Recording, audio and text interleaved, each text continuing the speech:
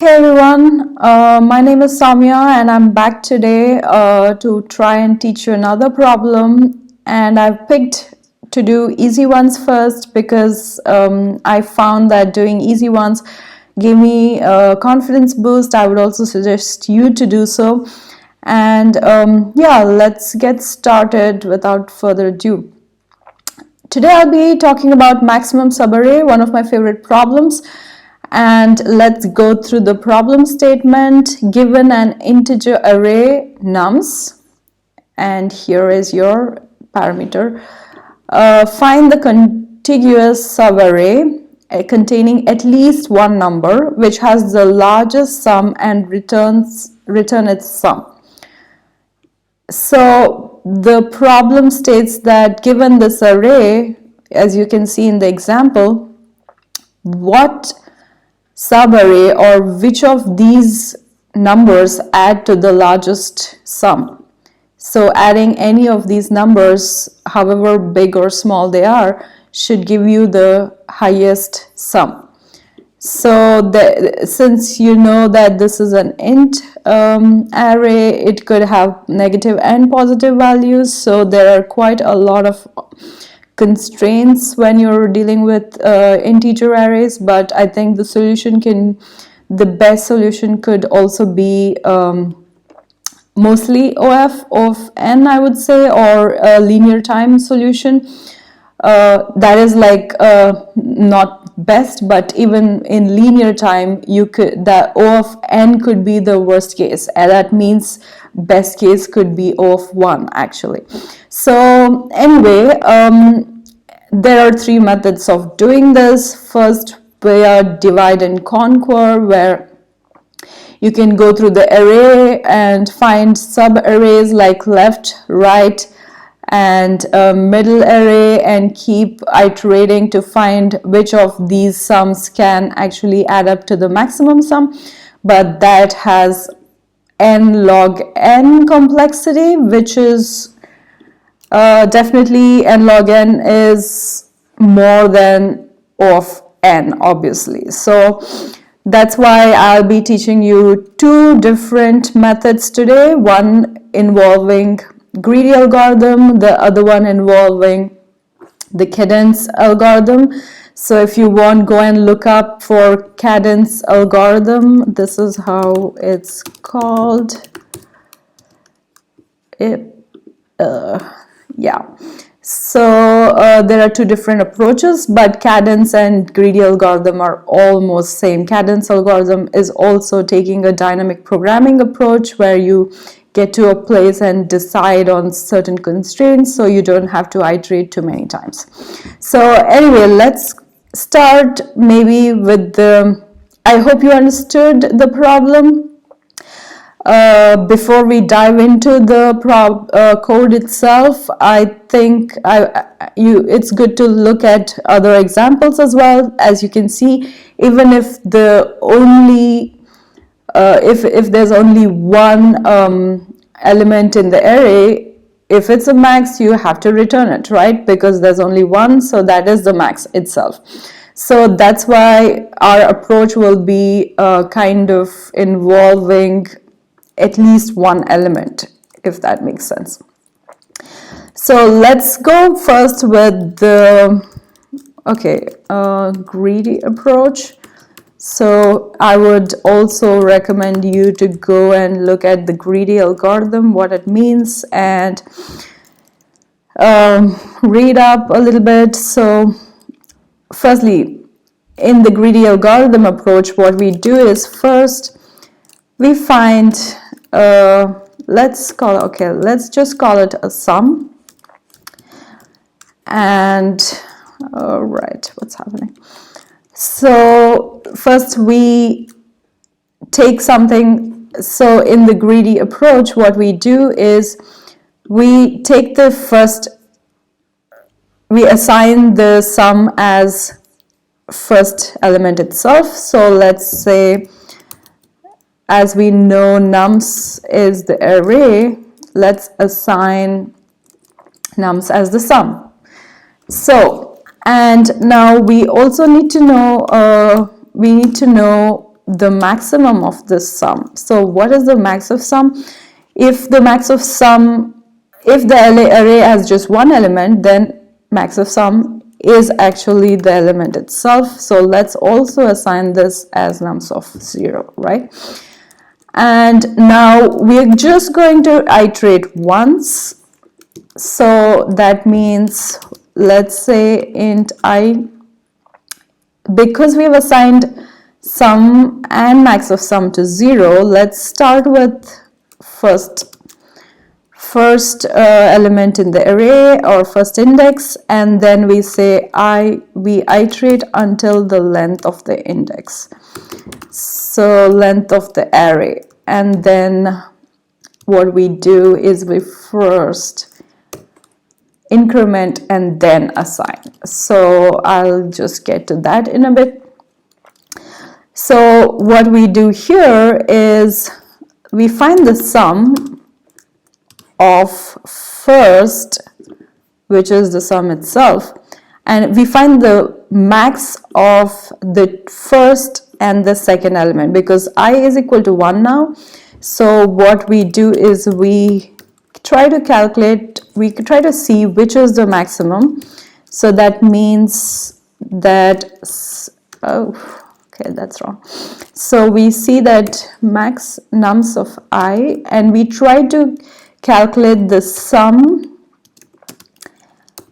of the first element and the second one. So we see which is the max of the two. So the sum will be the max of nums of 0, this or this. So in this case will be 1, as you can see. And then we try to calculate the max of what we've seen so far. So that means we try to just find this max of sum and the max. So we know that sum is the current sum, that is of these two, among these two, and max would be the max of the current element and the sum of first and second element, if that makes sense. So we keep iterating this way until nums of length. So why we are doing plus I is because we first we start at I is equal to 1, so we want to go first assign the I value, and then we want to do the increment, and that's why we are keeping as plus I. And let's return the max, right, because that gives us the sum, largest sum. So let's just return max. I hope this makes sense, and all we do is use math.max and try to find among the current sum and the last stored sum, which is the max. Let's run this code. I hope oh, that's cool, there are no syntactical errors. So yeah, I'm just getting used to this. This is the greedy way of doing it. Let's submit and see. Yeah, so whoa, that is like 100% better than any solution. Okay, I'll take it. So the second one, right? Let's go back there. I will try and modify in the same program. This is Kadane's algorithm, and here what we try and do is basically we try to use one max, and we try to see if it's possible to eliminate anything, any step, if we can check with dynamically, if we can have some constraint to not go through the entire loop if the constraint does not meet. And that's why it's a dynamic programming kind of problem. So what we do here is we just have max. So let's say we just have that, and we do something like we remove this and the rest stays as it is. By this, let's make this I++. And what we do, instead of, why I'm doing I++ is, you'll just see that instead of checking every time, we already know that there could be negative values, right? So we know the negative, if there is a negative and a positive, then we don't want to actually add the negative, because that is just going to ruin our sum. So what we are going to do is, we are going to check, we're going to do add to the sum only if our nums of I minus 1 is greater than 0. So if it's negative, then we don't do that. We don't add it to the array. So what it means is that we don't need another kind of variable here to store it, and we just use dynamically the same, we just use the same nums of I to actually calculate the complete sum. And both of these are constant space, and the time complexity is of n, and the space complexity is of 1, right? So both of these are almost the same. If you look at it, it just goes through the loop once. So let's see what is missing here. We still need to do this, nums of I and max. So now we just use nums of I instead of another variable, and then we compare the sum. It's doing the same, but it just doesn't do it whenever the nums of I minus 1 is great. It just does it for greater than 0, right? So let's see if this works. Okay, it does not work for some reason, and that is because I think I know what it is. So I checked for this I minus 1, but I'm just adding the same nums of I. That's why it's not, it should be I minus 1. So yeah, there.